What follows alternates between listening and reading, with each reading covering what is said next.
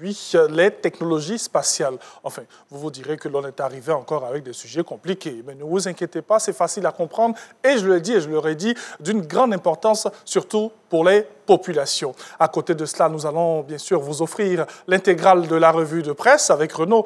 Et aujourd'hui, le docteur Topé-Gueux qui est en notre compagnie. Et sans oublier que l'interview du matin nous permettra encore de faire incursion dans notre famille avec, bien sûr, une experte en la matière. Renaud, pour démarrer cette émission, allez, les différents compartiments de Matin Bonheur pour ce jour. Comment tu vas, très cher? C'est une autre pochette? Oui. Bon, il y a combien de pochettes aujourd'hui? Non, laissons ça. Non, je ne sais pas, je veux... Moi-même, je ne me retrouve pas. Souvent, je regarde dans les affaires, j'en trouve certaines, je prends, je dépose. Il y en a. À la Madrid. Non, non. À la Claudia. Oui, ça c'est bien dit ça. En fait, ce qui me plaît depuis hier, c'est pas moi qui fais la provoque. Hein? C'est ça qui est intéressant. Hein? Au moins, je vous ai passé le flambeau. En tout cas, pour chaque supporter Real aujourd'hui, c'est à la Régis ou à la Claudia. Oui. En tout cas, bien sûr. Chacun. On fait un coucou à Hassan Ndiaye. Hassan Ndiaye, chef de plateau. Oui, bien sûr. Docteur Topé qui va venir. Avec elle, ça va être l'intégrale. Bonjour, Doc. Bonjour. Bienvenue. Merci. Ça va bien? Oui, ça va. Ne vous inquiétez pas. Bonne heureuse année, on ne s'est pas encore vu. Ah oui, c'est vrai. Ah oui, c'est vrai. Ah oui. C'était avant le 1er janvier. Exactement. La dernière fois que Docteur Exactement, c'est le 24 décembre. Ben oui. Donc on se retrouve là la première fois en 2025. C'est vrai qu'on a bossé tellement, on est rentré en même temps dans 2025 en travaillant qu'on ne sait même pas que... On perd la notion du temps. Ben oui. Il y a une aussi qu'on n'avait pas vue. La dernière fois, c'était le 31 décembre. Ah oui? Il y a 1 an de cela. Il y a 1 an qu'on se retrouve. Les années passent tellement. Hein? Sandrine Adon qui va venir. Bonjour Sandrine. Bonne année. Merci. Beaucoup de belles choses. Bonjour Sandrine. Hein? Beaucoup de sujets de droit. On va s'installer. D'accord. Hein? Oui, on va se mettre là, à côté, voilà. Allez, bienvenue à la maison. Hein? Avec vous, on va discuter des sujets très importants aujourd'hui. Je vous redonne le programme de ce jour. On a dit qu'on va parler, bien sûr, on aura l'interview du matin avec Sandrine Adon qui va nous plonger dans quel sujet? On va parler de filiation naturelle aujourd'hui. Les gens aiment bien ce genre de sujet. Oui, il y a beaucoup d'enfants naturels. Ah, OK. Et on aura la revue, l'intégrale hein, de la revue de presse. On va décortiquer encore l'actualité, oui, Renaud. Bien évidemment. Vous savez, le mardi, c'est le grand format au niveau de la revue de presse. Donc, on a un consultant aujourd'hui, c'est Dr Topé. Et avec elle, bien évidemment, on va parler des vœux de Nouvel An, les cérémonies de présentation de vœux de Nouvel An au chef de l'État, Alassane Ouattara. Oui. Bon, ça a démarré depuis le 9 janvier. Cette semaine, bon, disons hier, puisqu'on est mardi aujourd'hui, c'était les FDS et le corps préfectoral. Et puis, voilà, on va parler d'autres choses aussi. Bien sûr. Ce sera dans quelques instants. Et j'ai dit, on aura un autre sujet qui nous permettra d'approfondir nos connaissances en matière de solutions spatiales. Ça te dit, Renaud? Bon, je dis qu'on parle de l'espace. Quand on parle de l'espace, moi, je suis un peu gawa pour parler comme les Ivoiriens. Oui. Donc, on va tous suivre pour savoir de quoi il s'agit. Parce que moi, quand on sort de la Terre, franchement, je suis perdu. Oui, ça sera un peu un Marvel de Matin Bonheur ce matin-là et tout. Ça promet. Allez, on va donc démarrer avec la revue, l'intégrale, en compagnie, bien sûr, de Renaud et du docteur Topé-Gueux, qui s'est vite réveillé aujourd'hui. Oui, bien sûr. Hein? Oui. On est sorti de la maison. Il n'y a pas eu d'embouteillage aujourd'hui? Oh non, aujourd'hui c'était bien. Ah, Dieu merci. On a eu chaud. Moi, quand je l'ai vue, j'étais rassuré. Je dis, oui, c'est bon. Elle est là. Elle vient de l'autre côté, on ne va pas dire d'où, mais là-bas, là, c'est vraiment compliqué. Ah, oui. Hein, les embouteillages sont les gens là-bas. Bon, vous savez de quoi je parle. Oui. Non, j'ai visité un jour là-bas. Mais sinon, moi, 10-15 minutes, je suis déjà au travail, c'est important. Allez, il y a Karim qui est en train de nous presser là pour nous dire qu'il faut qu'on démarre. On va démarrer maintenant avec la première étape de cette émission. Et quand on va se retrouver, on aura d'autres choses à vous proposer. Merci de suivre Matin Bonhomme. On est très heureux de vous retrouver. C'est un beau mardi qu'on passera ensemble et on ouvre les portes de la Côte d'Ivoire pour permettre de découvrir ce magnifique pays que nous aimons tous. À tout de suite. Naissance jamais déclarée, fraude sur l'identité, faux actes de naissance, autant de difficultés qui frappent l'état civil ivoirien. Face à cette problématique, le gouvernement ivoirien a pris un décret le jeudi 19 décembre 2024 pour proroger de 3 ans le délai d'application de la procédure spéciale de déclaration de naissance, de rétablissement d'identité et de transcription d'actes de naissance. Quels sont les éléments pris en compte par la procédure spéciale? Comment fonctionne-t-elle? Le décret pris par le gouvernement constitue-t-il la solution définitive? Élément de réponse dans le débat de ce mardi 14 janvier 2025 à 20h50 sur RTI 1. Présentation, Hamza Diaby. FOMSI 2025, cap sur la compétitivité et l'innovation. La voix du Made in Côte d'Ivoire, FOMSI se prépare pour sa 3e édition. Un événement incontournable qui met en lumière l'excellence des produits fabriqués en terre ivoirienne. Cette année, l'accent sera placé sur la compétitivité et l'innovation, 2 moteurs essentiels pour dynamiser notre économie. La FOMSI se déroulera du 26 au 30 mars 2025 au Parc des Expositions d'Abidjan. Mais quel est l'intérêt de cet événement? Pourquoi y participer? Quelles seront les activités proposées? Pour obtenir des réponses à toutes ces questions, ne manquez pas notre reportage sur la cérémonie de lancement. Cap sur la compétitivité et l'innovation. C'est la thématique de votre émission Le Consommateur qui sera diffusée le mercredi 15 janvier 2025 à 21h30 sur RTI 1. Le Consommateur, l'émission au service du consommateur.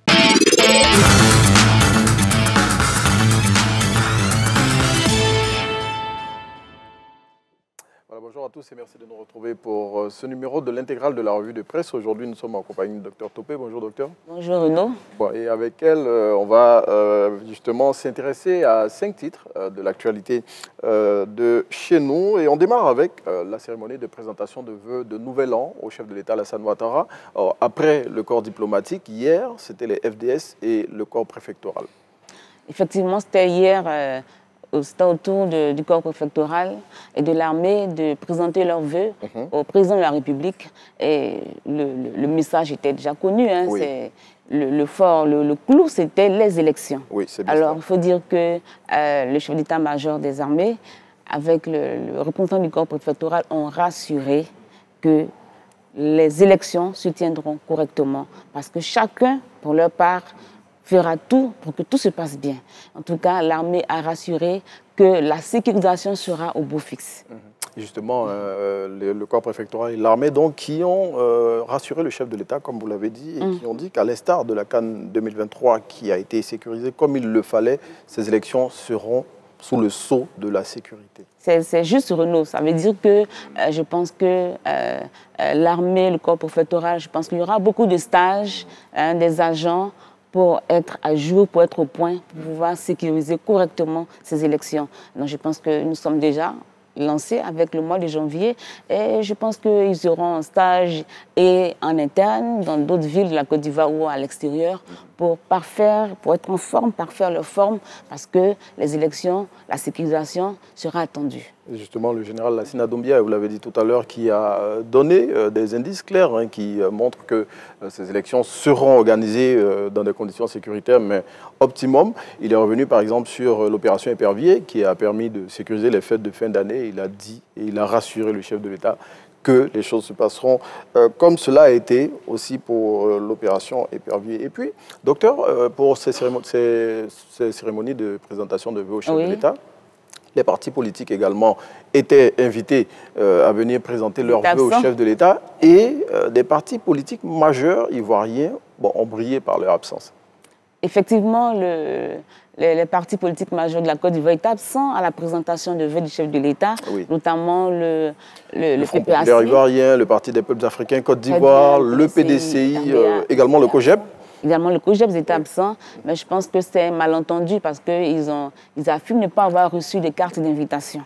Et donc, je pense que c'est une balle de ping-pong, on se rejette les fautes, mais il faut aller à l'apaisement. Il faut aller à l'apaisement. Et je pense que le président de la République l'a lancé le jour même. Il invite tous les partis politiques à jouer la carte de l'apaisement pour que les élections se tiennent correctement. Et Renaud, je pense que c'est le moment de relancer ces fameuses chartes de bonne conduite.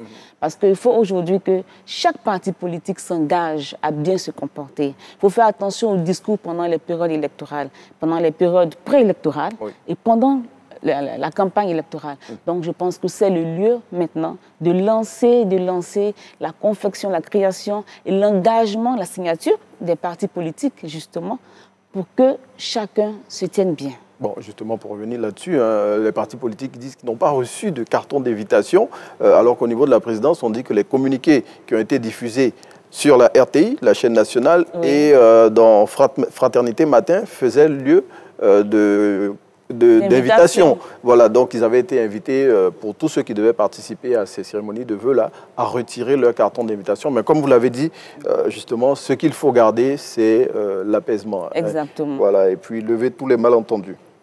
Eh bien, on parle d'autre chose, hein, puisqu'on a parlé des forces de défense et de sécurité tout à l'heure. On va parler de sécurité à l'université Félix Houphouët-Boigny de Cocody, que vous connaissez bien, parce que vous y enseignez. Exactement. La sécurité a été renforcée au sein de l'université. Oui, Renaud, nous le savons tous. Hein. Aujourd'hui, la FESI, la Fédération estudiantine des élèves étudiants de Côte d'Ivoire, a été dissoute. Et je pense que ça avait fait suite à beaucoup de faits. Oui, notamment le décès de crimes. Oui, exactement. Le décès de l'étudiant Diagoué, Aubin Mars, dit Général Donc, Sorcier. Il fallait sécuriser l'université. Oui. Je pense que le professeur Balosier a pris la décision de renforcer la sécurité dans la nuit. Et donc, il est demandé à toute personne circulant sur l'espace universitaire d'Abidjan de se munir de sa carte d'identité. Oui. De sa carte professionnelle de l'université, si vous êtes enseignant ou du personnel administratif, si vous y travaillez, ou de sa carte d'étudiant, si vous êtes étudiant. Parce qu'aujourd'hui, il faut dire que l'université est sécurisée par les forces de l'ordre. Donc, je pense qu'il faut que chacun respecte cette consigne-là.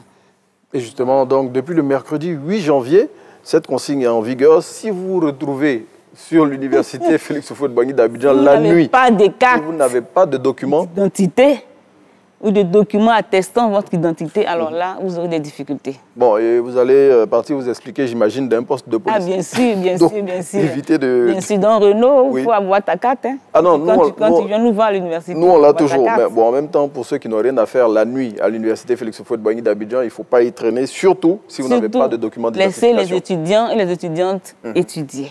En tout cas, c'est bien cela aussi. Hein? Bon, il y a des personnes qui se retrouvent là-bas, bon...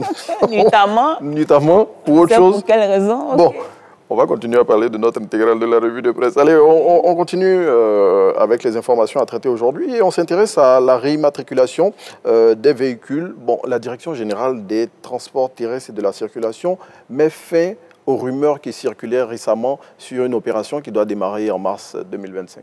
Oui, exactement. Il est demandé à toutes les personnes dont les plaques d'immatriculation sont détériorées ou illisibles d'aller se faire refaire leurs plaques d'immatriculation.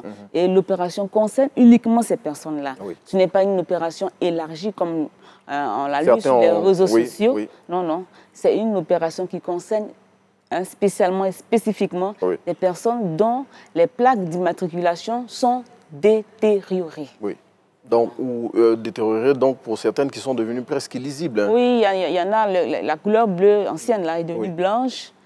Il y en a, c'est devenu marron. Vraiment, il faut harmoniser. Donc, vous êtes priés d'observer cette consigne du directeur général des transports terrestres et de la circulation.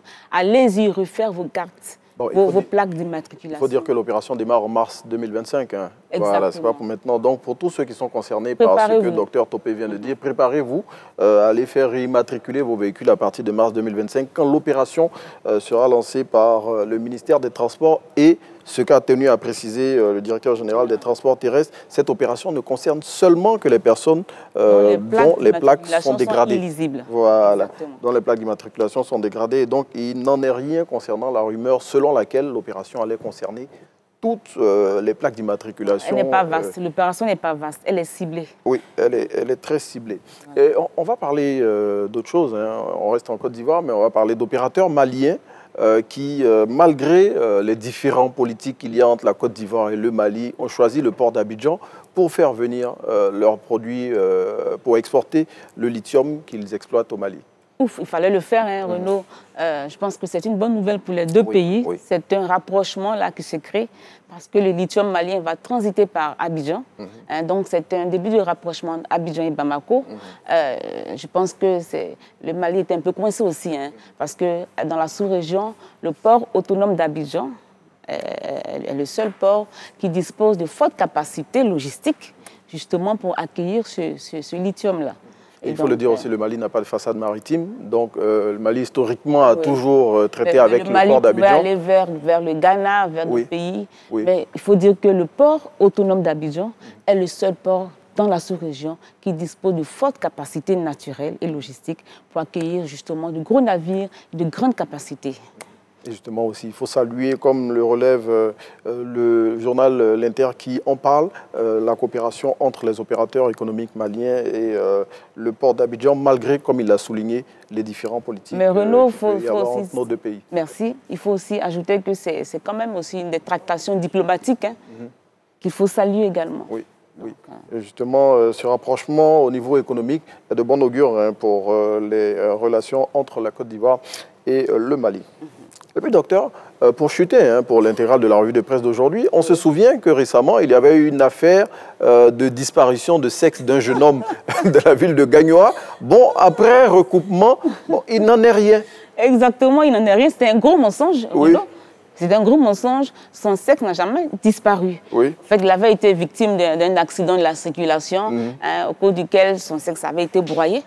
Donc, il portait une sonde. Il fallait des soins spécifiques qui coûtaient cher. Oui. Donc, n'ayant pas le moyen, il a monté cette affaire de toutes pièces. Oui. Mais je pense pour justement avoir de l'argent.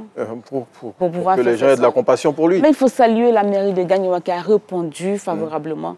Au lieu d'incriminer ce jeune homme, ils ont plutôt sorti de l'argent, accompagné la prise en charge médicale de ce monsieur. Et donc, je profite de Renaud pour appeler à tous que les ONG que nous avons aussi, nous avons des ONG qui travaillent dans le domaine du social. Et toutes nos administrations ont un pan social. Nous avons aujourd'hui notre assurance maladie qui est en train de se mettre en place. Donc, je pense qu'il faut réorganiser tous ces secteurs-là du domaine social pour donner force à la solidarité interne au sein de notre pays.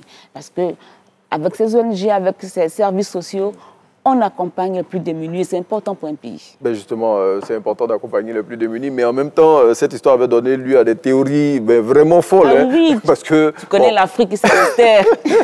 Le jeune homme avait dit qu'il avait été salué par un monsieur et c'est à la suite de la poignée de main que son sexe a disparu. Son sexe a disparu. Mais il n'en est rien, justement, chers téléspectateurs. Son sexe n'a jamais disparu et justement, la mairie de Gagnoa a décidé de l'accompagner pour ses soins, comme vous l'avez dit. Allez, merci, docteur Topé. Oui, d'être venu partager ces lignes de l'actualité avec nous. Bonne suite. Mais bien évidemment, bonne suite à vous et bonne journée. Nous, on passe le relais à Thierry Angeval pour la suite de Matin Bonheur. Et c'est avec un sujet croustillant qu'il termine l'intégrale de la revue de Une de presse aujourd'hui. Merci beaucoup. Hein? Merci. Merci. En tout cas, c'était un vrai sujet. Mais on est ici pour décortiquer, pour dire les bonnes choses, les vraies choses. C'est bien ça. Oui, ce qui est juste. Ce qui est juste et ce qui est vrai. Hein, l'information qui est traitée par des spécialistes, donc ils ont rétabli les faits. Okay. L'histoire en question, c'est une histoire montée de toutes pièces. Oui. Voilà. La vérité finit toujours par rattraper le mensonge. C'est bien ça. Ouais. C'est bien ça. Que tout va très vite sur les réseaux sociaux. Souvent, c'est compliqué. Hein. C'est ça. En tout cas, merci beaucoup. Merci Renaud. Hein. La suite du programme pour vous deux, ça va être? Maintenant, on est là. Renaud, lui, va se reposer après. Non, j'ai dit après l'émission. Oui. Je vais pas. On est mardi aujourd'hui. Renaud, tu aimes te reposer? Non, vraiment, je sais. Pas le mardi. Ah, OK. Docteur? Je n'ai pas travaillé, je cours. Ah bon? Ah, oui. Mais vous n'avez pas tout dit ici? Hein? Non, pas du tout. Vous avez gardé un peu? Bien sûr. Pour les étudiants? Oui, oui, bien sûr. Ah, OK. Ils n'ont qu'à rester concentrés, hein? On prend des photos parce que voilà, c'est madame le professeur qui est à l'école et tout. En tout cas, merci beaucoup à vous. Merci. Et puis, que Dieu vous garde. Excellente journée, très cher docteur Topé. Et puis Renaud, lui, on est ensemble. On va manger Gaba ensemble. Il ne va pas se reposer aujourd'hui. Allez, la suite. On va marquer une petite pause. Hein? 30 secondes et on revient pour parler de science spatiale. À tout de suite. Naissance jamais déclarée, fraude sur l'identité, faux actes de naissance, autant de difficultés qui frappent l'état civil ivoirien. Face à cette problématique, le gouvernement ivoirien a pris un décret le jeudi 19 décembre 2024 pour proroger de 3 ans le délai d'application de la procédure spéciale de déclaration de naissance, de rétablissement d'identité et de transcription d'actes de naissance. Quels sont les éléments pris en compte par la procédure spéciale? Comment fonctionne-t-elle? Le décret pris par le gouvernement constitue-t-il la solution définitive? Éléments de réponse dans le débat de ce mardi 14 janvier 2025 à 20h50 sur RTI 1. Présentation, Hamza Diaby. Voilà, de retour dans cette émission et on rappelle que ce débat, vous pouvez le suivre sur RTI 1, certes aussi sur nos différents canaux digitaux et je sais que c'est un sujet qui intéresse beaucoup notre Sandrine Adon National, hein, la dame juriste que nous recevons ici, bien sûr les mardis et les mercredis. Voilà, pour la suite, nous entendons généralement parler de l'espace comme une frontière très lointaine, mais aujourd'hui, la personnalité que nous allons recevoir nous dira tout hein, sur cet endroit. Bon, il nous dira si cet endroit est magnifique ou pas, mais quelle est l'importance, bien sûr, de ces sciences spatiales pour les populations. On le reçoit avec beaucoup de plaisir. Bonjour à vous. Venez chez vous. Monsieur Fabrice Iriebi, hein. Bienvenue à la maison. Bonjour, monsieur Thierry. Installez-vous. Okay. Ça va, on ne vous a pas arrivé très tôt? Non, ça va. Hein? Ça va très bien. On n'a pas été trop dur, hein? Non, non, ça va. Quand je regarde la personne qui est avec vous, je sais que... Enfin, bref. Alors, monsieur Fabrice Iriebi, Sandrine Adon, hein, juriste et tout. Dans le droit, on parle aussi un peu de ce sujet-là, hein? C'est nouveau pour nous. C'est nouveau. Il n'y a pas d'homme là-bas pour l'instant. Oui. Donc... Mais on verra en fonction de tout ce qu'il va dire. Hein. Oui. Peut-être que vous allez tirer quelque chose de Exactement, il y a des choses qui peuvent intéresser le droit. Donc, tout intéresse le droit. Hein, on va l'écouter attentivement. Je disais tantôt, lorsque j'étais en train de vous introduire, que nous entendons parler de l'espace. On sait que c'est une frontière très lointaine. Aujourd'hui, vous êtes ici pour nous expliquer un peu en quoi est-ce que l'espace peut avoir un impact direct sur la vie quotidienne de nos populations. Forcément une liaison quelque part. Effectivement. Bonjour Thierry. Bonjour madame. Bonjour, oui. Donc, en fait, l'espace, on a toujours l'impression que c'est lointain. Oui. Mais les applications de l'espace sont dans la vie au quotidien. Lorsque vous vous levez le matin, vous réservez votre taxi, vous utilisez un produit de l'espace. Donc, l'espace, en fait, est partout aujourd'hui. Est dans les téléphones, et même lorsque vous faites, par exemple, lorsqu'à la télé, on présente un phénomène d'inondation, de cyclone, la première chose qu'on présente, c'est des cartes. Okay. La première chose qu'on montre, on dit qu'une carte parle plus que des mots, en fait. Donc, comme les cartes sont partout, l'espace, c'est pas à tout. C'est ça qu'on appelle les sciences spatiales, parce que j'ai tout de suite envie de vous demander qu'est-ce que c'est que les sciences spatiales. Les sciences spatiales, en fait, vont regrouper toutes les disciplines.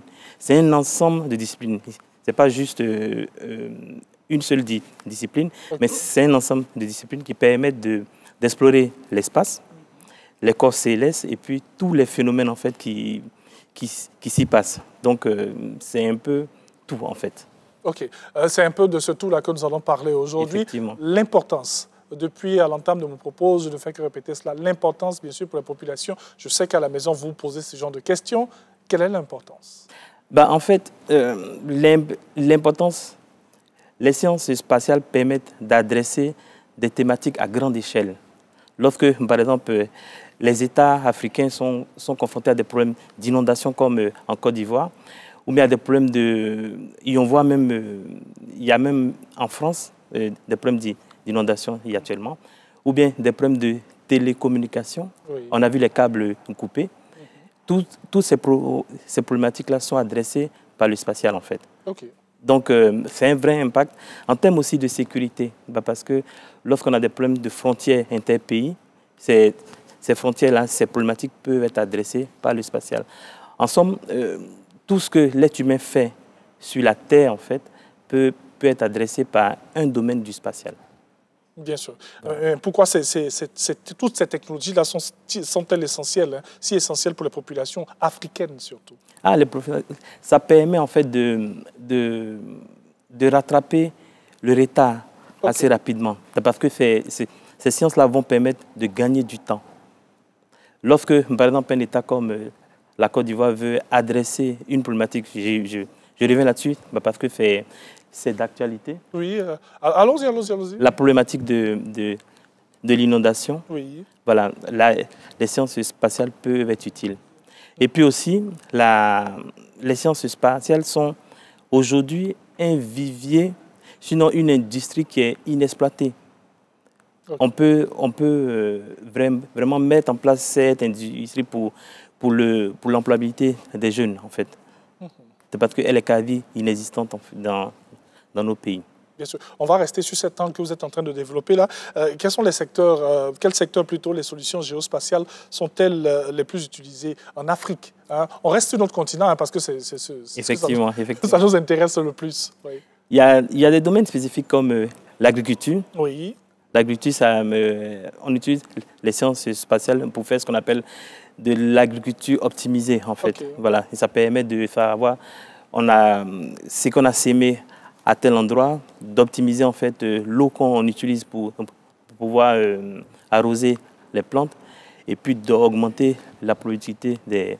Il y a aussi le climat, Okay. tout ce qui est inondation et tout ça. Il y a aussi la santé, le domaine de la santé qui est adressé aussi par les sciences spatiales. Il y a... On peut aller dans les détails pour comprendre, parce que quand on dit la santé, on se pose tout de suite la question comment cela a un impact sur... ce domaine-là, oui. En fait, vous allez voir, les sciences spatiales ont plusieurs segments. OK. Il y a un premier segment qu'on appelle le segment en amont. Tout ce qui est construction de satellites et tout ça, lancement, mise en orbite. Il y a un deuxième segment qui est le segment qui utilise les produits du premier, les données. Okay. Donc, à l'intérieur, on trouve 4 groupes. Il y a l'observation de la Terre.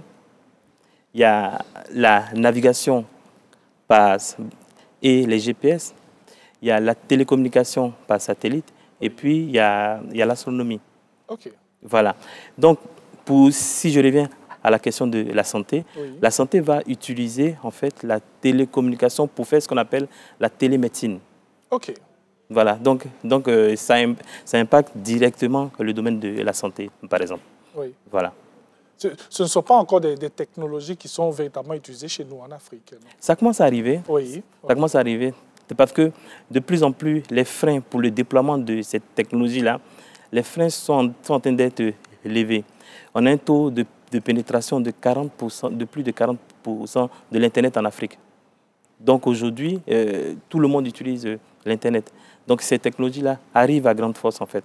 Les États doivent en fait profiter de l'opportunité de l'arrivée de cette technologie pour accélérer le développement des États.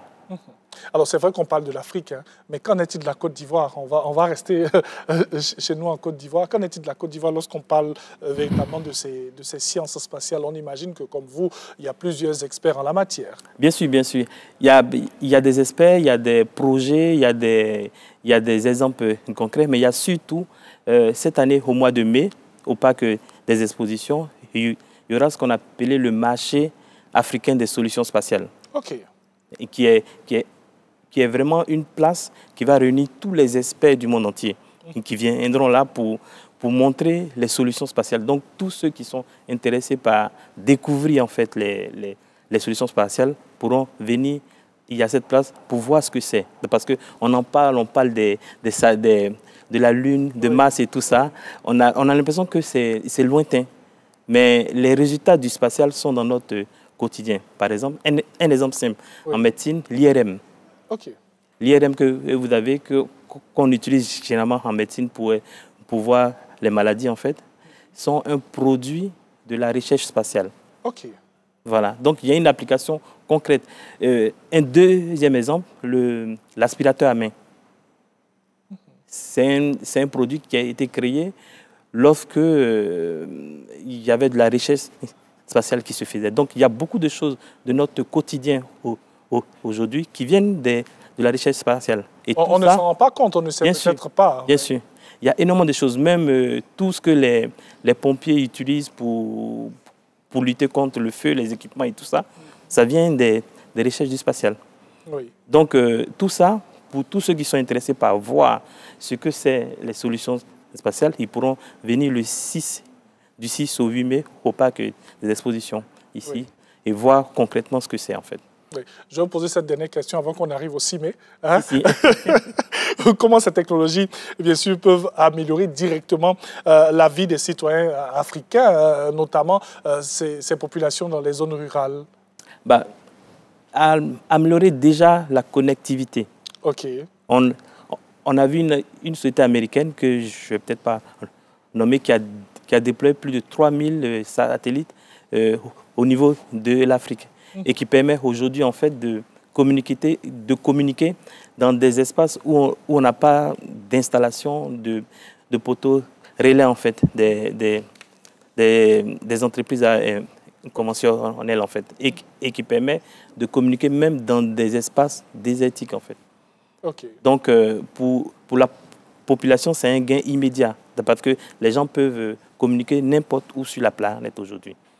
Et aussi dans d'autres domaines que j'ai cités là, la médecine, le climat, et puis aussi en termes d'employabilité. Je reviens là-dessus parce que la population africaine est jeune et l'industrie spatiale n'est pas encore en place. Il faut la mettre en place. Et si on la met en place, quand on commence à construire des satellites, on commence à les lancer, il y a vraiment les maintenir et tout ça, il y aura de la place pour beaucoup de jeunes, pour employer énormément de jeunes. Donc c'est une industrie dans laquelle nous, Africains, nous sommes beaucoup consommateurs. Okay. Le marché aujourd'hui est estimé à plus de 26 milliards pour 2026. On utilise de l'Internet aujourd'hui pour téléphoner. À outrance même. À outrance. Et en fait, il y a un chiffre. Si vous devez retenir un chiffre, c'est que l'Afrique aujourd'hui, les entreprises africaines captent 1% des revenus du spatial. 1%. Donc, l'intelligence est là. Les jeunes sont là. Il y a énormément de jeunes. Il faut les former pour que l'Afrique puisse prendre sa part de marché. Tout simplement. Donc, l'innovation, le marché aujourd'hui va permettre en fait d'inculquer à la population le goût de l'espace. Voilà. En tout cas, merci beaucoup. Merci à vous. En tout cas, avant d'arriver au CIME, on va aller juste dans le centre là. Voilà. Vous allez nous dire qu'est-ce qu'on retient de tout ce qu'on a évoqué depuis le début de notre échange. Oui. Il faut juste dire que le spatial, en fait, c'est vraiment un domaine porteur pour l'Afrique et que je pense que tout le monde devrait s'y intéresser. Parce que c'est dans le quotidien de tout le monde. Et c'est des entreprises d'ailleurs qui maîtrisent cette industrie. Or, on a l'intelligence qu'il faut, on a la population qu'il faut. Il faut juste développer l'industrie, en fait. En tout cas, merci beaucoup. Merci à vous. Merci beaucoup à vous. Je ne vais pas vous laisser partir comme ça. J'ai envie de saluer quelqu'un. Est-ce qu'elle peut venir? La dame, là, est-ce qu'elle peut venir? On a une dame qui nous rend visite aujourd'hui. Hein? C'est un visage que vous connaissez. Hein? Hein? On ne peut pas la laisser partir comme ça. Hein? Hassan, tu donnais un chef. Hein? Merci. Voilà, on fera comme l'autre. C'est mon émission, c'est moi qui commente. Alice Kokola, oui. Bonjour très cher. Bonjour, on la revoit avec beaucoup de plaisir. Viens au milieu. Hein, nous sommes tes deux danseurs, tu es la chanteuse. Bonjour chers téléspectateurs, j'espère que vous allez bien. En tout cas, d'entame, je vous souhaite bonne année. Bonne année, oui. Beaucoup de santé, oui. Parce qu'on en a besoin pour l'émission. Oui, hein? C'est un visage que vous reconnaissez. Hein? Oui, un peu habillé dans un habillage spécial, mais le contenu reste le même. Mais les lunettes aussi, hein, ça n'a pas vraiment changé. Bon, vous voyez, avec le temps, je crois que vous aussi, vous devenez un binoclard, donc oui, comment on est alignés. En tout cas, on la revoit beaucoup de plaisir. Alice Kokola, que vous avez eu ici à Matin Bonheur sur plusieurs saisons. D'abord avec Marcelin Govoy, ensuite avec moi, ensuite, elle est partie. Oui, elle est partie. Un petit bonhomme de chemin, mais le virus, il reste, hein, vous savez. Ben oui. Et j'ai pas envie de guérir. Gerson a dit quelque chose, mais je ne vais pas répéter ça ici. Non, il peut dire. Hein? Qu'est-ce qu'il dit? Non, pardon, Alex. Vous laissez Gerson. Ça me fait plaisir. Hein? Oui, en tout cas, merci beaucoup. Hein? Elle nous visite. On ne pouvait pas continuer cette émission sans lui faire un petit coucou. Ça fait plaisir de la revoir, toujours avec son beau sourire et tout. Hein? Même si ce sourire-là vous manque, désolé. Hein? Retrouvez à Cocody. En tout cas, merci beaucoup, Alex. C'est moi, en tout cas. Bonne suite de programme. Merci. Et suivez ce monsieur talentueux. Merci Alex. Merci beaucoup. On peut l'applaudir s'il vous plaît hein, pour tout ce qu'elle a donné ici quand même. Hein. Merci beaucoup. On va accompagner aussi monsieur Yébi. Merci. Allez, on marque une petite pause et tout à l'heure, on va cuisiner Sandrine Adon hein, dans une affaire que vous aimez. On va parler bien sûr de l'enfant naturel. Hein? C'est vrai qu'on parle souvent des enfants hors mariage et tout, des enfants qui ne sont pas naturels, mais l'enfant naturel. Que dit la loi concernant l'enfant naturel? Ce sera juste après cette petite pause. À tout de suite. FOMSI 2025, cap sur la compétitivité et l'innovation. La foi du Made in Côte d'Ivoire, FOMSI se prépare pour sa 3e édition. Un événement incontournable qui met en lumière l'excellence des produits fabriqués en terre ivoirienne. Cette année, l'accent sera placé sur la compétitivité et l'innovation, 2 moteurs essentiels pour dynamiser notre économie. La FOMSI se déroulera du 26 au 30 mars 2025 au Parc des Expositions d'Abidjan. Mais quel est l'intérêt de cet événement? Pourquoi y participer? Quelles seront les activités proposées? Pour obtenir des réponses à toutes ces questions, ne manquez pas notre reportage sur la cérémonie de lancement, cap sur la compétitivité et l'innovation. C'est la thématique de votre émission Le Consommateur qui sera diffusée le mercredi 15 janvier 2025 à 21h30 sur RTI 1. Le Consommateur, l'émission au service du consommateur.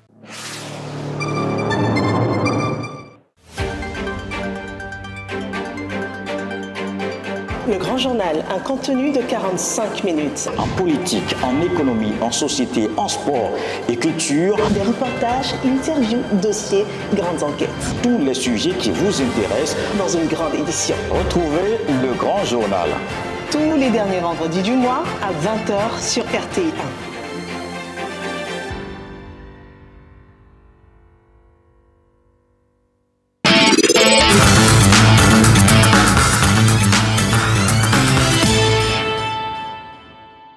Voilà, nous sommes de retour dans Matin Bonheur et maintenant nous allons parler de tout ce qui est droit de la famille. Oui. Hein? Que dit la loi concernant la filiation de l'enfant naturel? Hier, quand je faisais mes recherches et tout, j'ai vu quelque part que tout enfant a droit à l'établissement de sa filiation à l'égard de ses auteurs. De l'auteur Jean-Didier Kakali. Assertion avérée.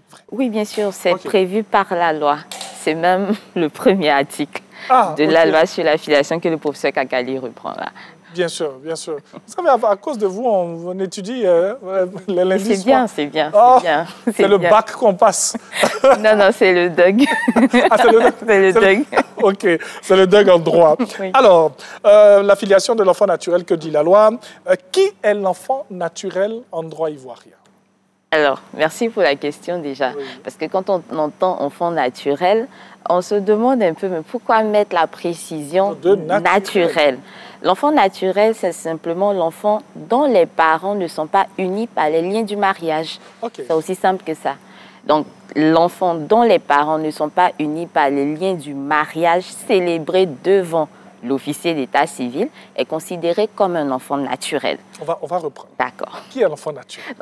En droit ivoirien, donc, l'enfant naturel, c'est l'enfant dont les parents ne sont pas unis par les liens du mariage célébré devant l'officier d'état civil. Ça veut dire quoi? Que si vous êtes ensemble, vous êtes 2 personnes, vous vivez soit en concubinage, vous avez fait le mariage traditionnel ou simplement le mariage religieux, que vous avez un enfant, cet enfant-là sera appelé enfant naturel. Simplement parce que vous n'êtes pas unis par les liens du mariage. Donc, c'est ce qui fait que cet enfant-là a cette qualification. Mais rassurons-nous, ce n'est pas péjoratif du tout. C'est juste pour opérer une certaine distinction, une classification, une catégorisation, comme le droit aime bien le faire. C'est juste pour une classification, comme je l'ai déjà dit, mais ce n'est pas péjoratif. Donc, ce n'est pas mal de dire à un enfant qu'il a un enfant naturel. C'est juste à cause de la situation de ses parents, c'est tout.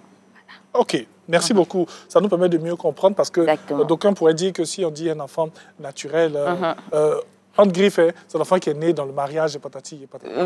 Donc, il y a une explication bien précise concernant ce thème enfant naturel. Exactement. Comment s'établit la filiation? Alors, pour cet enfant, et c'est justement pour ça que la distinction est primordiale. Pour cet enfant-là, la filiation, comme vous l'avez rappelé, tout enfant a droit à l'établissement de sa filiation à l'égard de ses auteurs. Et pour l'enfant naturel spécifiquement, quand il naît, sa filiation est établie vis-à-vis de la mère, il n'y a pas de problème parce qu'au niveau de la femme, la naissance se constate. Donc, on sait déjà, sauf si c'est quelqu'un qui a abandonné son enfant. Ça, c'est un autre cas qu'on verra. Mais déjà, la filiation va s'établir à l'égard de celui qui va le reconnaître en premier. C'est-à-dire, vous avez un enfant. Okay. Quand l'enfant naît, vous avez un délai de 3 mois, on l'a déjà dit ici, mais on rappelle quand même, pour établir l'extrait de date de naissance. Donc, par cet acte, vous allez faire la déclaration et dans la déclaration, vous reconnaissez être le père ou la mère de cet enfant. Quand il s'agit d'un enfant naturel, donc, il faut que ce soit, la mère peut le faire. Lorsque le père n'est pas présent, la mère donne son nom à l'enfant. Donc, c'est par cet élément-là que la filiation s'établit. Okay. Quand le père est présent, il le fait lui-même. Donc, il peut aller reconnaître l'enfant auprès des officiers d'état civil. L'officier d'état civil, ça peut être la sous-préfecture, ça peut être la mairie, ça peut être un consulat ou une ambassade en fonction de l'endroit où on se trouve en étant ivoirien. Okay. Maintenant, quand le père n'est pas présent, il peut faire ce qu'on appelle une procuration spéciale. Parce qu'en ce qui concerne l'enfant naturel, puisque les parents ne sont pas unis par les liens du mariage, il faut que ce soit volontaire. Okay. Ce qui fait que quelqu'un d'autre, en principe, ne peut pas aller déclarer la naissance d'un enfant et inscrire comme père quelqu'un qui n'est pas présent ou qui ne lui a pas remis une procuration spéciale. Non, ça se fait. Malheureusement. Mais les services d'état civil ont commencé, sont maintenant depuis les dernières lois, ont commencé à pas se rallier, ont commencé à respecter la loi. Respecte la loi plutôt, il ne faudrait pas que je dise ont commencé, mais respecte la loi. Ce qui va faire que quand une femme va se présenter et qu'elle va vouloir déclarer un enfant, actuellement en 2025, elle va se voir refuser cet acte-là si elle veut ajouter le nom d'un père qui n'est pas présent ou qui ne lui a pas remis une procuration spéciale. Donc, ce qu'il faut faire, c'est déclarer l'enfant en son nom. Oui. Et quand le père viendra, il viendra reconnaître l'enfant à son tour. Ce n'est pas une procédure judiciaire. Il viendra compléter en ajoutant son nom. Et comment donc s'établit cette filiation? La filiation aura une incidence sur le nom que l'enfant va porter. Okay. Donc, si c'est la femme qui reconnaît l'enfant en premier, l'enfant va porter le nom de la mère. Si c'est le père qui reconnaît l'enfant, évidemment, l'enfant porte le nom du père. La mère peut demander que son nom soit ajouté à celui de l'enfant et l'enfant aura ce qu'on appelle un nom patronymique double. Nom du père - nom de la mère. Ça ne peut pas être l'inverse. Quand le père reconnaît en premier, non. Okay. Lorsque c'est la mère qui reconnaît en premier et que le père vient plus tard, en principe, on a le nom de la mère suivi du nom du père. Mais s'il est d'accord, disons, si elle est d'accord, on peut inverser. Donc, on aura le nom du père et le nom de la mère ensuite. Mais si elle ne le veut pas... Oui. Nous sommes en Afrique, hein, oh, vous savez, un peu exactement. Avec et tout. Exactement. On fait un document, on voit le nom de la mère, ensuite le nom du père. Oh, oui. Le père, il est présent, même si c'est elle qui a présenté en premier. Vous voyez un peu ce que je veux dire? Et c'est ça, en fait, je comprends. Oui. C'est ce qui pose problème. Et c'est pour ça même que plusieurs femmes attendent que le père soit là avant d'aller reconnaître l'enfant. Or, le délai finit par passer. Donc, il faut quand même qu'on dépasse cette mentalité-là. Après, si le père est présent, c'est juste une question d'inversion du nom. Il faut que les parents s'entendent. Donc, quand le père vient plus tard, il peut obtenir, en griffe, la première place. Mais il faut que ce soit avec l'accord de la mère. C'est compliqué quand ils sont séparés. C'est clair. C'est compliqué quand ils sont séparés, malheureusement. Donc, ce qu'il faut, c'est de donner une procuration spéciale à quelqu'un. Et cette procuration, elle est spéciale parce qu'elle est faite en vue de la reconnaissance. Donc, vous pouvez également faire une reconnaissance par acte authentique, c'est-à-dire avec un commissaire de justice ou bien un notaire qui dit que vous voulez reconnaître votre enfant. Donc, à partir de cet acte-là, vous reconnaissez l'enfant et on l'ajoute pour faire la déclaration. Parce que justement, vous avez reconnu l'enfant. Ça va éviter de venir après avoir la deuxième place qui n'est pas très en griffe africaine. Bien sûr. Mais... il y a d'autres cas de figure. Hein. Oui. Là, vous avez dit que le père n'est peut-être pas là. Quand il va venir, on sait qu'il est là. Oui. Il y a des femmes qui se retrouvent vraiment avec des enfants sans papa. Exactement. Et dans ce cas de figure, l'enfant porte le nom de la mère.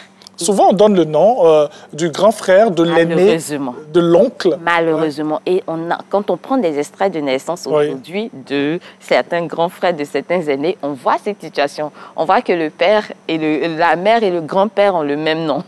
Et ça pose un énorme problème. Je voulais vous le demander, quel problème ça peut créer? Ça pose un énorme problème, surtout en ce qui concerne parfois les conséquences au niveau de la succession. Parce que le grand-père qui a donné son nom, finalement, il n'est plus là. On se retrouve, par exemple, en train de partager la succession. Mais le petit-fils qui a reçu le nom est considéré comme le fils. Comme le fils. À partir de ce moment-là, il vient au même rang de succession que ses oncles et ses tantes. Et finalement, si le partage doit se faire, le partage se fera entre eux à titre égal. Il sera considéré comme l'enfant de son grand-père. Or, toute la famille sait que ce n'est que le petit-fils. Ce n'est que le petit-fils. Ça, c'est un premier problème. C'est là qu'on lui rappelle son statut. Exactement. Pourtant, légalement, il a reconnu. Ouais. Donc, à partir du moment où il a reconnu, il a les mêmes droits que tous les autres. Également, vous reconnaissez l'enfant de votre sœur, l'enfant de votre cousine, l'enfant de quelqu'un que vous appréciez, ça peut être simplement une amie. À la base, c'est peut-être pour l'aider. Mais plus tard, vous êtes obligé de respecter les devoirs qui découlent de l'autorité parentale. Par exemple, vous êtes obligé d'entretenir l'enfant. Vous êtes obligé de contribuer à son éducation en fournissant les moyens financiers. Donc, il ne suffit pas de mettre le nom seulement et puis de disparaître. Ça veut dire que cet enfant-là, si un jour, vous ne répondez plus aux besoins de cet enfant, il peut vous astreindre en justice et vous obliger à le faire. Oui. Et vous n'avez pas d'opportunité pour dire « mais non, je voulais juste rendre service ». Pas du tout. Vous avez certes rendu service, mais vous êtes engagé. Et comme on ne vous a pas forcé, comme la reconnaissance est volontaire, voici les conséquences que ça crée. Et après, ça entraîne des troubles dans des familles, parce qu'on sait très bien que ce n'est pas l'enfant de tel, mais on va dire il a voulu rendre service, et aujourd'hui l'enfant est méchant envers lui. Ben non, il n'est pas méchant. Il a créé entre eux un lien de filiation. Il en assume les conséquences juridiques. Donc, à cause de ce que la loi nous impose, nous ne devons pas considérer certaines... Je vais me répéter, certaines considérations familiales. Familiales, exactement, c'est mieux. Parce que même si la maman doit donner le nom du grand-père, ça reste le même patronyme, non? Oui. Finalement. Oui. Donc, si on donne le nom du grand-père, autant garder le nom de la mère. Et il faut vraiment qu'on dépasse ça. Socialement, ça peut être gênant. Oui. On est d'accord. Socialement, on peut dire à l'enfant, on peut indexer l'enfant. À l'école, ça peut ne pas être facile. Mais il faut vraiment arriver à dépasser ça pour ne pas donner le nom de n'importe qui. Parce que finalement, après, vous aurez à prendre des décisions. Si la personne est vivante, la personne existe bel et bien, et vous n'arrivez pas à prouver ou que vous avez besoin de son accord en tant que père pour une action que la personne ne réagit pas, vous voyez que vous êtes coincé finalement. Prenez un exemple, vous voulez que votre enfant sorte du territoire ivoirien. Il est encore mineur. Vous avez besoin de l'autorisation de l'autre parent.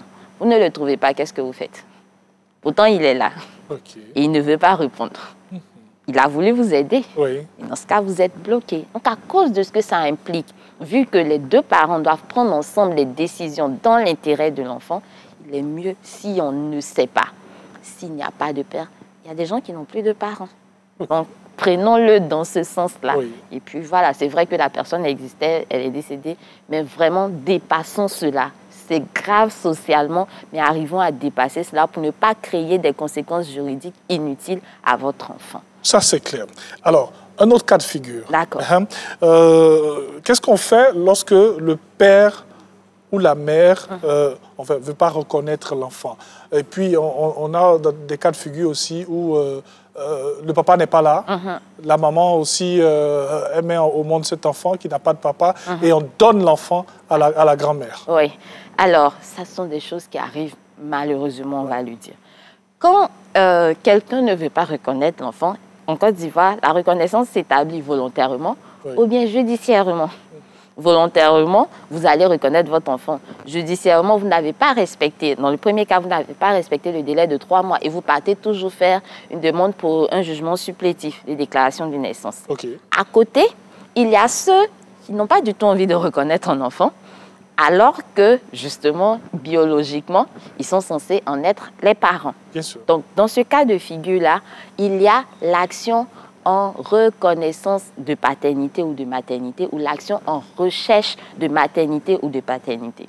Alors, lorsqu'il s'agit de l'action en recherche, c'est un enfant qui va aller rechercher ses parents. Donc, l'enfant mineur en principe, mais qui va agir. Donc, la mère ou le père va agir au nom de son enfant mineur. L'enfant, s'il est majeur, donc à partir de 18 ans, il peut mener cette action-là pour rechercher son père ou pour rechercher sa mère. Dans un autre contexte, l'action en reconnaissance, c'est celui qui a un enfant, mais à qui on n'a pas attribué, par exemple, la paternité ou la maternité. Donc, qui, lui, va faire une action en reconnaissance pour aller lui-même reconnaître cet enfant-là. Donc, on a cette possibilité-là, mais elle est judiciaire. Donc, en griffe, on vous oblige presque à reconnaître votre enfant parce que cet enfant-là va faire ce qu'on appelle une action en recherche de paternité. Et généralement, dans ce qui concerne le cas de l'action en recherche de paternité, il y a des éléments qui permettent de prouver.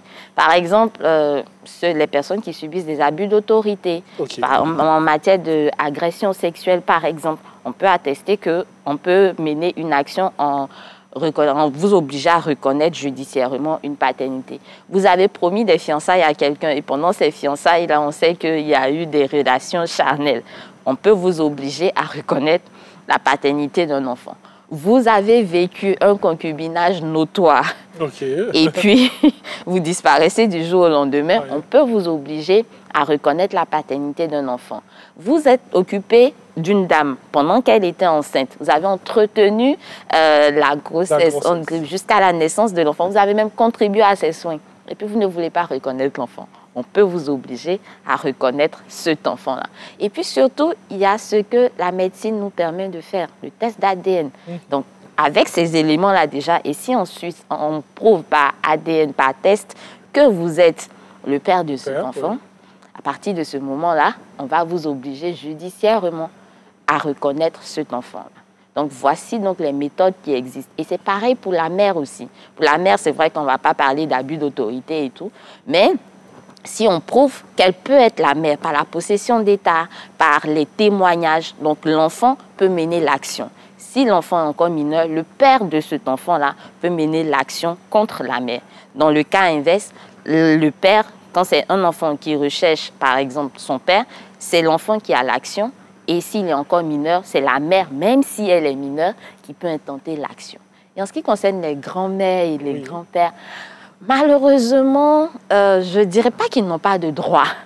Mais tant que le père ou la mère est là, ils ne sont que des substituts au regard de la loi, on va lui dire comme ça. Ça peut faire mal. Mais vous prenez l'enfant de quelqu'un pour l'éduquer, pour l'élever. Regarde la loi, vous n'êtes qu'un tuteur factice en fait. Bien sûr. Parce que les droits ou la personne qui doit prendre les décisions juridiques quand ça va arriver, on va vous dire d'aller chercher la mère de l'enfant. On va vous dire d'aller chercher le père de l'enfant, même si vous en êtes occupé. À la limite, vous demandez à être un tuteur au regard de la loi. Vous demandez la garde de l'enfant. Ce n'est pas l'adoption. Vous demandez la garde de l'enfant et vous pouvez donc exercer certains droits qui vont découler de l'autorité parentale. Sinon, entre-temps, vous ne faites que garder gentiment l'enfant de quelqu'un d'autre. Malheureusement. Est-ce que l'enfant, lorsque cet enfant devient majeur, cet enfant peut se permettre certaines procédures judiciaires pour changer bien sûr, bien sûr, tout à fait. Tout à fait. Si vous êtes majeur, que par exemple vous avez vécu tout le temps avec votre grand-père, avec votre grand-mère, vous avez l'opportunité, si par exemple l'un de vos parents ne vous a pas reconnu, vous avez l'opportunité de faire cette action-là pour rechercher votre père ou votre mère. Ça n'engage que vous. Si vous voulez aussi, vous allez par exemple porter le nom de votre père, et puis vous vous rendez compte que c'est peut-être votre mère qui vous a élevé plus tard, que vous voulez adjoindre le nom de votre mère à celui de votre père, vous avez ce droit-là. La loi ouvre cette opportunité. Et à partir du moment où vous êtes majeur, même à 18 ans, vous n'avez pas forcément besoin de l'autorisation de qui que ce soit. Bon, ce sont vos parents, c'est votre mère, elle va se plaindre. Mais vous avez ce droit-là, il faut lui rappeler. C'est à vous maintenant de trouver le bon angle pour parler à votre maman ou à votre père pour qu'il puisse comprendre. C'est clair. Coup pratique maintenant. D'accord. Habib était absent du pays. À son retour, il apprend que Anita, sa petite amie de l'époque, a un enfant qui a les mêmes traits que lui. Il veut alors reconnaître l'enfant, mais Anita et ses parents s'y opposent. Il veut savoir ce qu'il doit faire. Alors, comme on l'a dit, Habib a l'opportunité de faire ce qu'on appelle une action en reconnaissance de paternité. Malheureusement, la vie de la petite amie de l'époque et de ses parents importe peu.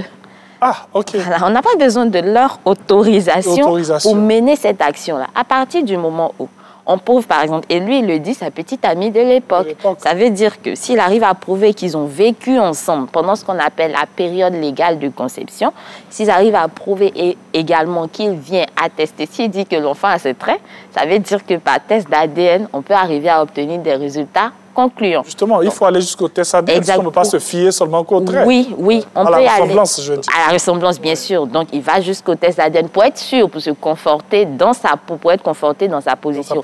Mais à partir des éléments que la loi prévoit, ceux qu'on a énumérés tout à l'heure, il a déjà le cadre qui est ouvert.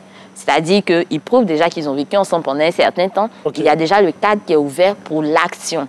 Et le test d'ADN est un complément qui vient ajouter une preuve, en fait, à ses motivations. À partir de ce moment-là, il fait sa demande auprès du tribunal. Et puis, voilà, les parents, en fait, la vie des parents, la vie de la mère importe peu. Malheureusement, on pourra se plaindre, on pourra dire tout ce qu'on voudra. Oui. C'est prévu ainsi par la loi. Donc, il a l'opportunité de faire cette action judiciaire parce que le but, c'est quoi? L'intérêt de l'enfant. C'est ce que le juge va regarder, c'est ce que la loi prévoit. Est-ce que c'est dans l'intérêt de l'enfant d'avoir ses deux parents? Oui. Et surtout, s'il estime qu'il ne savait pas, qu'il n'était pas au courant, on ne pourra pas lui reprocher grand-chose. C'est clair. Des cas pratiques qui nous permettent de matérialiser tout ce que nous sommes en train de dire depuis le début de notre échange. Myriam a un enfant, mais elle tarde pour établir l'extrait d'acte de naissance, car Maxime, le père biologique, refuse de le reconnaître. Myriam, d'ailleurs, souhaite que son frère soit indiqué comme le père, mais Olga, l'épouse de celui-ci, s'y oppose, car pour elle, elle aura des conséquences juridiques plus tard. Myriam veut connaître ces conséquences-là, et même sa position. Oui, oui. On en a parlé tout à l'heure. Oui, tout à l'heure. Mais on va revenir là-dessus, puisque ici, son frère est marié. Donc, l'épouse a le droit de s'inquiéter. Parce qu'à partir du moment où le frère veut reconnaître un enfant, et là, on va un peu emboîter le pas à ce qu'on dira demain. Oui. Parce qu'à partir du moment où il veut reconnaître un enfant, ça veut dire qu'il est marié. Donc, la procédure de reconnaissance à son niveau ne sera pas aussi simple que celle de quelqu'un qui n'est pas marié. Justement. Donc, lui, il va falloir faire intervenir un commissaire de justice, informer sa femme qu'il a eu un enfant d'une autre relation. Or, ici, il y a quelque chose d'un peu morbide, de malsain dans cette procédure-là, vu qu'il s'agit de sa sœur. Oui. Donc, pourquoi faire une procédure pour dire que j'ai eu un enfant d'une relation? Donc, c'est quand même un peu malsain moralement. Mais, légalement, il peut le faire. C'est possible. Après, quand Myriam demande à son frère de le faire, elle oublie que cet enfant-là va entrer dans l'ordre des successifs de son enfant, de son frère. Donc, à partir de ce moment-là, Olga, l'épouse, elle voit qu'un autre enfant va venir intégrer l'ordre de succession. Si le couple a des enfants par la suite, c'est cet enfant-là, en fait, qui sera le premier et il va partager la succession avec tous les autres. Et s'il est plus âgé? S'il est plus âgé, c'est vrai qu'il n'y a pas d'ordre de primogéniture en droit ivoirien. C'est-à-dire parce qu'on est le premier, on a plus que les autres. Non. Tout le monde est traité de la même manière, mais en Afrique, on se connaît. On est ici, donc, on est ensemble, pour ne pas poser d'autres problèmes, donc ces conséquences-là. Et Myriam pourra même obliger son frère à entretenir cet enfant-là. Donc, il y a énormément de difficultés. Et Olga a raison. Vu qu'on ne sait pas ce qui va se passer demain, c'est mieux de conseiller plutôt à Myriam d'aller obliger le père à reconnaître l'enfant en faisant quoi? Une action en reconnaissance de paternité dirigée contre le père biologique au lieu de demander à son frère. Et il faut qu'elle le fasse avant le délai de 3 mois. Pour ne pas qu'elle soit obligée d'aller faire un jugement supplétif. Ou tout simplement, vu qu'elle porte le même nom que son frère, autant donner son nom simplement à son enfant et puis passer outre. Parce que dire que son frère est le père, c'est pas un peu plus grave? Mais souvent, on a cette envie-là de trouver un papa à l'enfant. Alors, idéalement, cherchons un mari qui va adopter l'enfant. Ah, ok. Bon, je dis pas, mais c'est mieux que d'aller vers le frère. Voilà. Qui est déjà marié. Qui est déjà marié, qui a ses propres... Si on n'est pas encore prêt à assumer, c'est vrai qu'on va dire que c'est un peu dur ce que je dis, mais légalement, les conséquences juridiques sont trop graves. Et quand on n'est plus là pour y assister et qu'on voit qu'il y a des divisions qui interviennent dans des familles juste à cause du bien qu'on a voulu faire, il vaut mieux s'abstenir. C'est clair. Sandrine Adon, nous allons aller dans le centre parce que nous sommes en train de terminer, nous avons terminé ce numéro de ce mardi. Demain, on reviendra sur le même sujet, enfin d'autres angles qui vont être abordés dans cette émission. J'espère que vous avez passé un excellent moment en notre compagnie. Sandrine Adon, toujours un plaisir d'être en ta compagnie. Allez, merci à toute la réalisation, merci à toutes nos équipes. N'oubliez pas de mettre Dieu au centre de tout, c'est le seul qui gère. Excellente journée sur la chaîne qui rassemble. Pêchez-vous. Au revoir.